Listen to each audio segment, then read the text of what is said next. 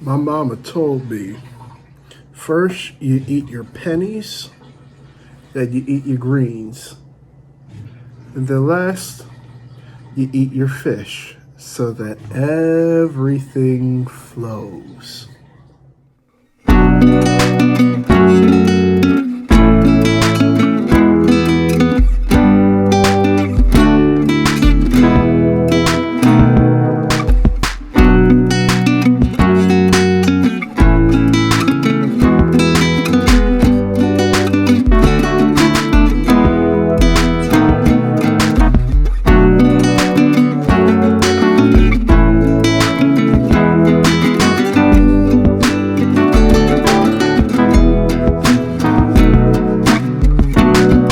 What's up, everybody? We alive. Yet another day above soil. I'm really digging the whole New Year's thing. I talked to y'all about New Year's resolutions yesterday and how I don't really have New Year's resolutions. And here's a little bit of a tradition that I usually partake in with my family. So, usually on New Year's Day, we would have a very specific plate of food. Granted, it's no longer New Year's Day, and I'm very thankful that there was a family in Oswego who invited me over to their place for dinner for New Year's Day, and it made me feel like I was loved. I don't want to take away from that. So, I'm going to be showing y'all a plate of food that my family would usually eat on New Year's Day. It's a little bit of my variation. I'm going to be cooking red beans and rice, greens, and I'm going to fry up a piece of swai. So once again, instead of the paint brushes, instead of the paint and a lot of the recycled materials, we about to burn.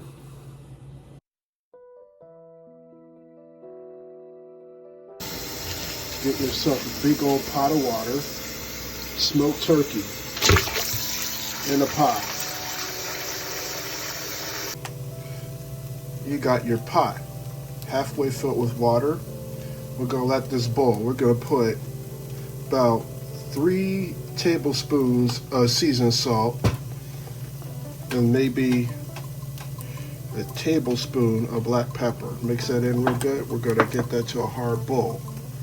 And then we're gonna let it simmer for 2 hours, a little bit over 2 hours, so that the meat falls off the bone. I'm gonna let my rice soak. Very important to soak your rice so that it doesn't taste like technology. You'll thank me later.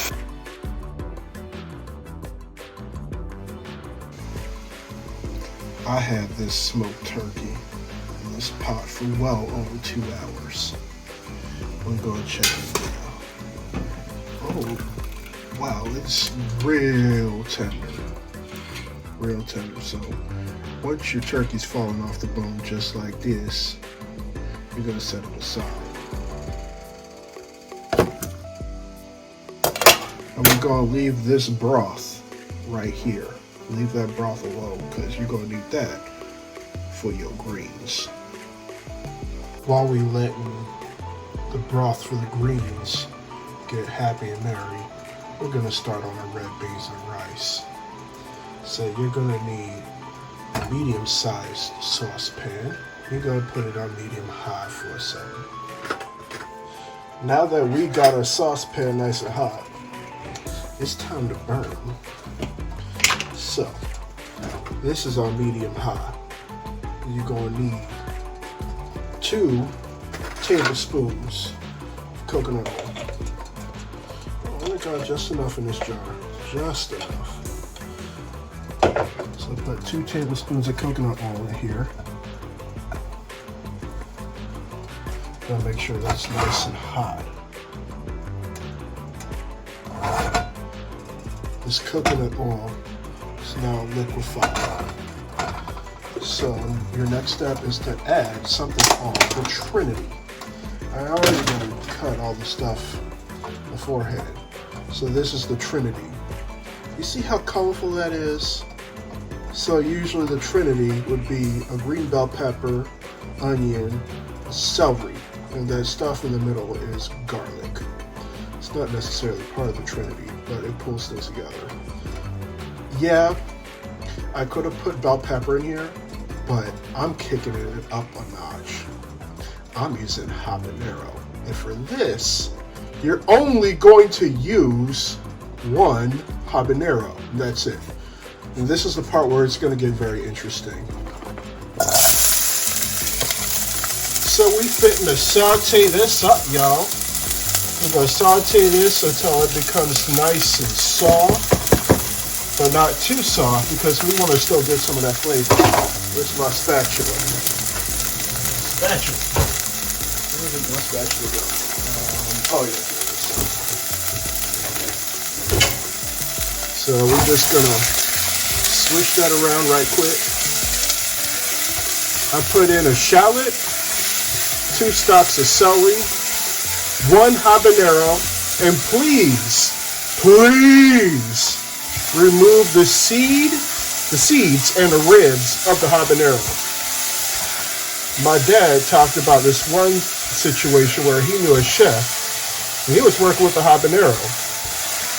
The habanero seed made the person's skin bleed. Habaneros are pretty hot, but I'm using one, and some of the other ingredients that I'm using for these red beans and rice is going to tame that heat down, but it's still going to be present. So we put that like that. We're going to get, let's see, ½ teaspoon of sea salt. We're going to put in ¼ teaspoon of black pepper. And then I want to put ¼ teaspoon of ground thyme. And this is definitely where things are going to get interesting. How about that allspice? You're going to need ½ teaspoon Jamaican allspice. And we're just going to swish that around again. Get these spices and stuff situated. I wish y'all could smell it through y'all's computers. Smell it through the phone. Look at this.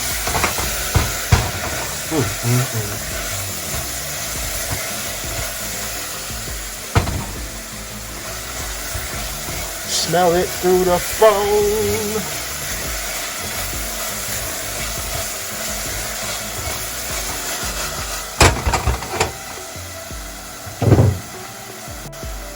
Alright, now that I got it all soft, I'm going to put 14 ounces of coconut milk and a ¼ cup of water in here. Just like that. Okay, this is the part where we're going to turn it down. I'm going to let all of this simmer. We're going to wait till it comes to a light simmer. We got a milk mixture down to a simmer. So now we're going to take our cup of already pre-soaked jasmine rice. We're going to put that in the milk mixture. We ain't going to waste no rice now. Every grain of rice counts. I'm going to put that up in a pot. We're going to let this cook. Oh yeah, by the way, oh yeah. I kind of made this mistake last time. What's beans and rice without your beans? So I had a can of red beans, kidney beans, and it's about 14 ounces. Drain your beans before you put it in this mixture. You know, you put it up there like that. Mix it in real good. Mix it in real good.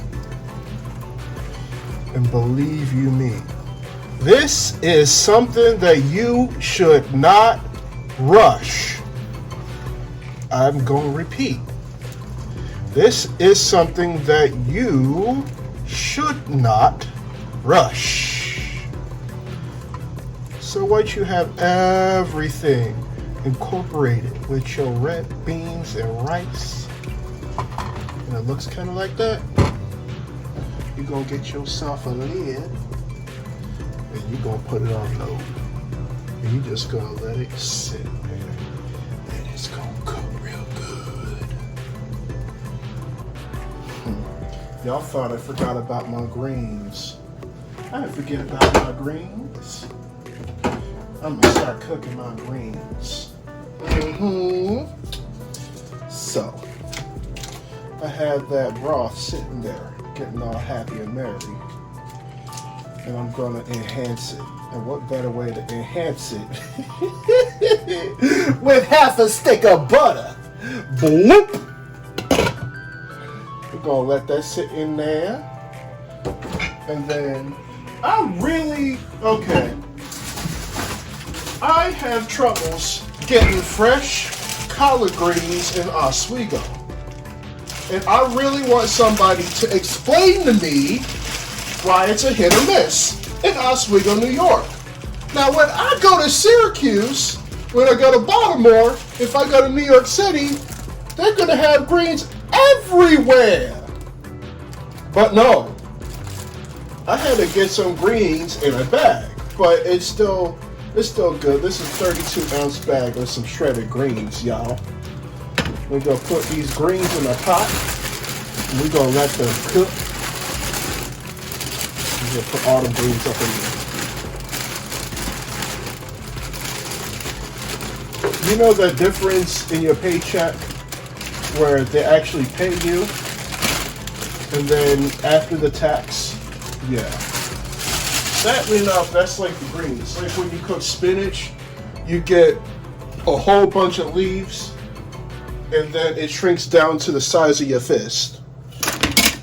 I'm sorry to say this, but when it comes to collard greens, it's gonna shrink right up. So you put them greens in the pot, and you're gonna put in more seasoned salt, probably 2-3 tablespoons of seasoned salt.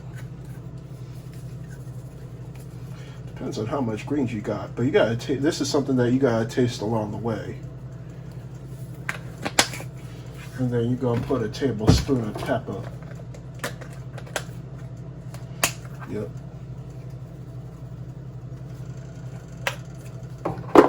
Mix that in again. And this is another thing that you're gonna need to cook low and slow. This ain't no Easy Mac, or this ain't no ding, ready to go in the microwave. Nah.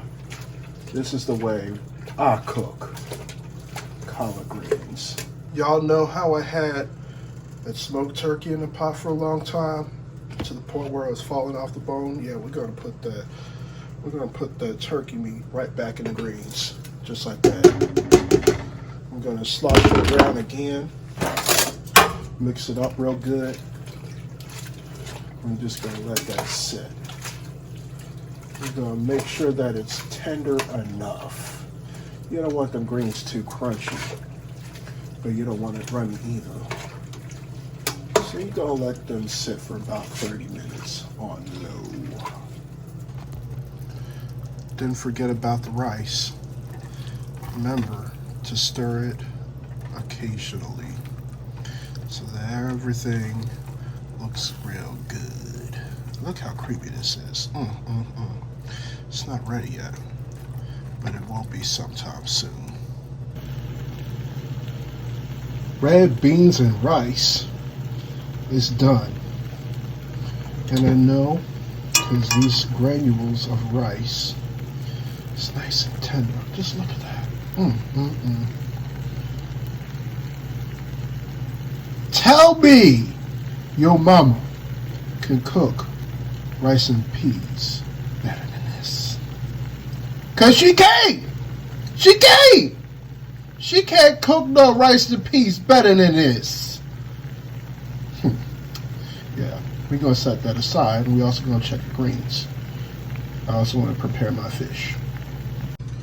Now we're about to fry up some fish. So in your frying pot, Gonna need some vegetable oil. You can also use peanut oil. I don't recommend olive oil or avocado oil when you're frying up some stuff. It just wouldn't taste right, and the smoke would just hit your eyes and it will burn. I'm gonna wait till your veggie oil reaches 350 degrees.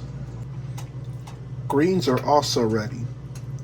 And just look how luscious these greens look. Ain't nobody can cook greens better. I want somebody to challenge me on that. Look at these greens. Seasoned salt, pepper, butter, smoked turkey. Now, don't be putting no extemporaneous stuff in there like raisins. I know some people who put raisins in the collard greens. Please don't do that. Save yourself the embarrassment and keep it simple. You don't need a whole bunch of boobity boop stuff to make your collard greens. And these greens are done. Collard greens are done. Red beans and rice, they're done. I intentionally waited for this last because it's not going to take that much time to fry these fish up. So I went to the local price chopper and I got me 2 swai fillet. I like swai because it tastes like chicken.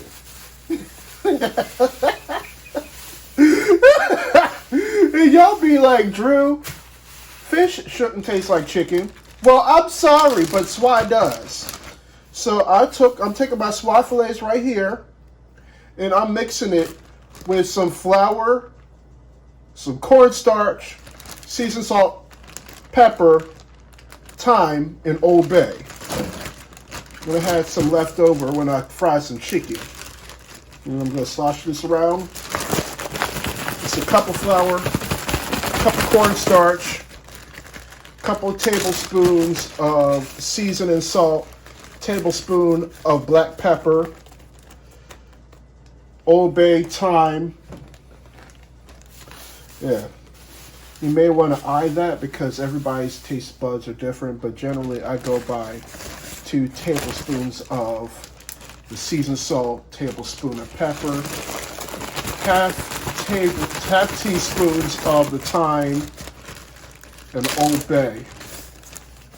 Some people may not tolerate salt or spice, but I could. I don't put a lot of it. Like, I'm not going to put an impalatable amount of salt on this. So with these swai fillets, I'm going to sit these until I know my oil is nice and hot. Our oil is now at 350 degrees. So you're going to take your swai fillets and they're going to get in that pot. We're going to fry these for about 8 to 10 minutes or until it's nice and golden.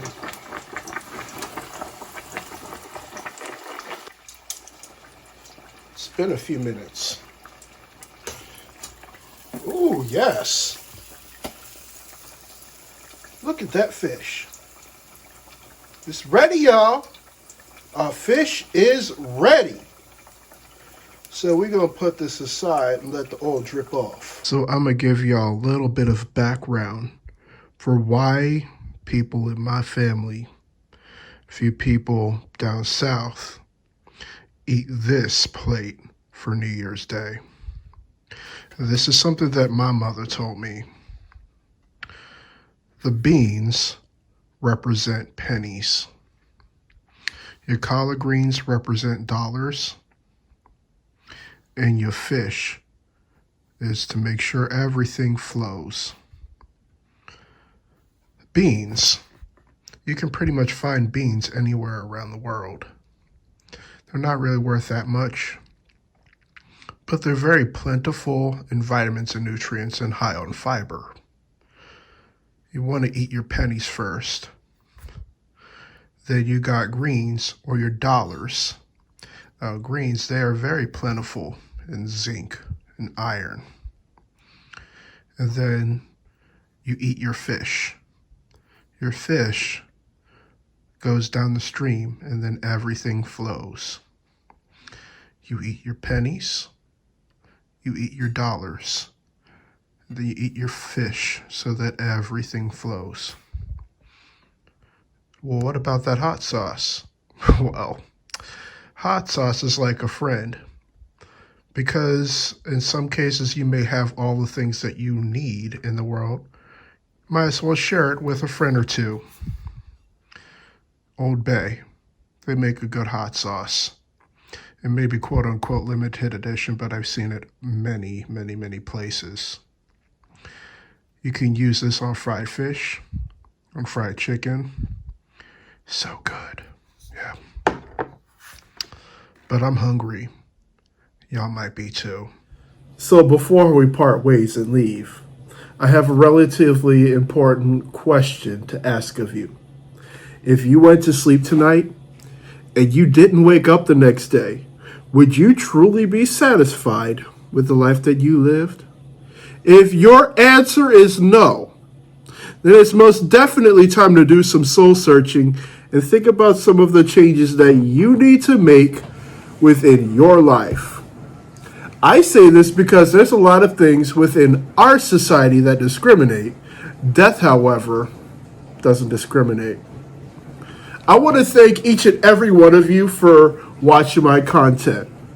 If this is your first, second, third, or whatever time, hit that subscribe button. Please become a member of the LDX family. We are still on the road to 100 subscribers. And for your leisure, I'm going to put the links to my Etsy and Instagram within the description. I leave you all with much love, good spirits, and vibes. Until next time, I'll see y'all later. I'm out.